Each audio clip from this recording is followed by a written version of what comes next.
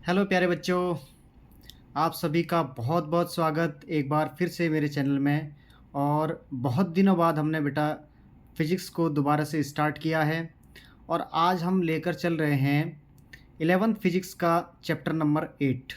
अब देखो सिलेबस काफ़ी चेंज हो गया है और शायद चैप्टर हो सकता है ये 7 हो, लेकिन कोई बात नहीं। आप ये ध्यान दीजिए कि चैप्टर का नाम कौन सा है, न्यूटन्स लॉ ऑफ ग्रेविटेशन।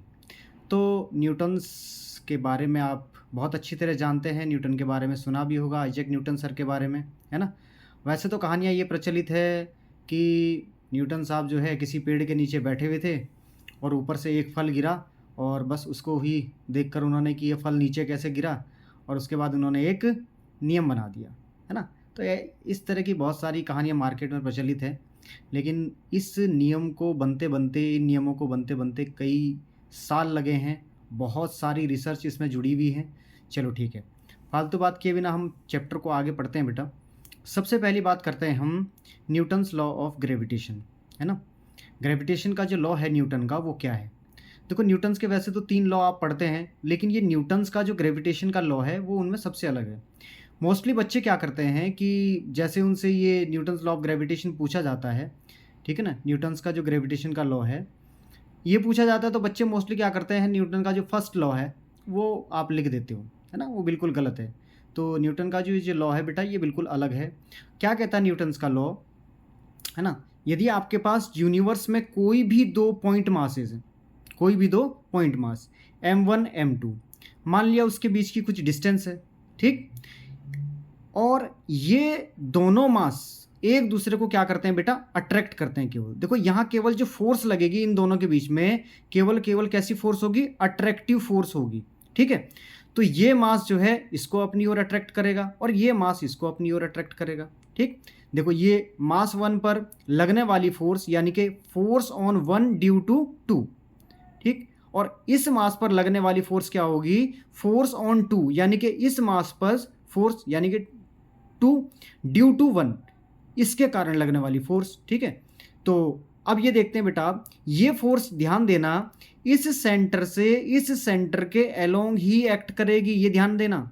ये फोर्स ना इधर को ना इधर को, ये कहीं भी ऐसे एक्ट नहीं करेगी, ठीक है। ये फोर्स सीधी क्या, जो इनके सेंटर से सेंटर को जो लाइन मिला रही है उस लाइन के अलोंग ही एक्ट करेगी, ठीक।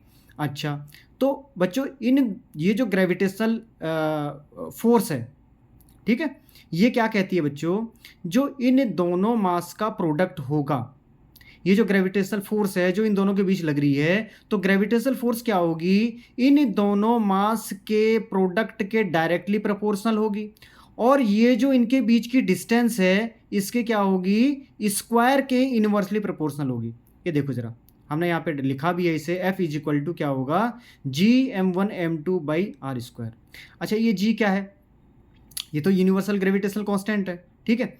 इससे पहले फार्मूला क्या आता है, F इज प्रोपोर्शनल टू क्या आ जाएगा, m1 m2 by are square, ठीक है। जब हम प्रोपोर्शनलिटी हटाते हैं तो उसके बाद क्या लगा देते हैं, जी लगा देते हैं।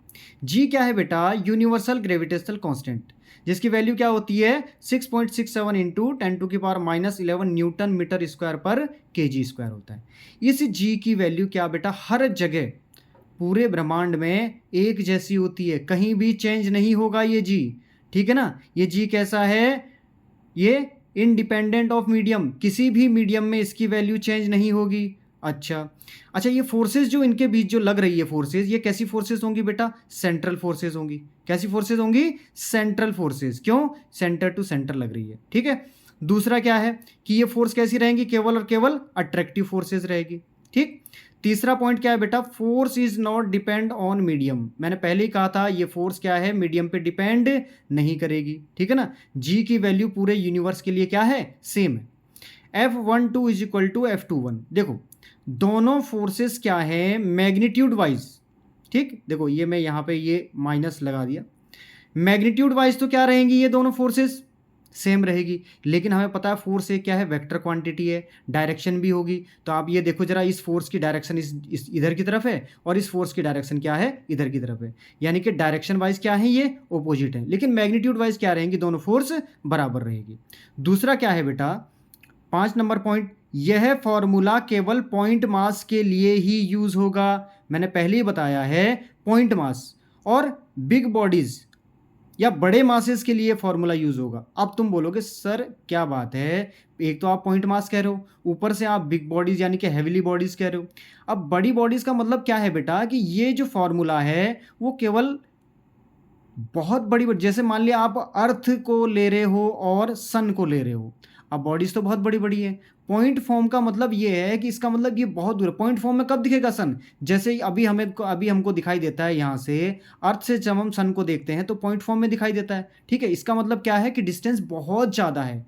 तो डिस्टेंस क्या बहुत ज़्यादा चाहिए दोनों बॉडीज़ के बीच की, तब ये फोर्स जो है काम करती है। वैसे काम तो करती है, लेकिन हमें डेली टू डेली लाइफ में क्या है, ये फोर्स फील नहीं होती है। ठीक है, तो जब डिस्टेंस काफ़ी ज़्यादा हो तो ये फोर्स तभी फील हो पाती है।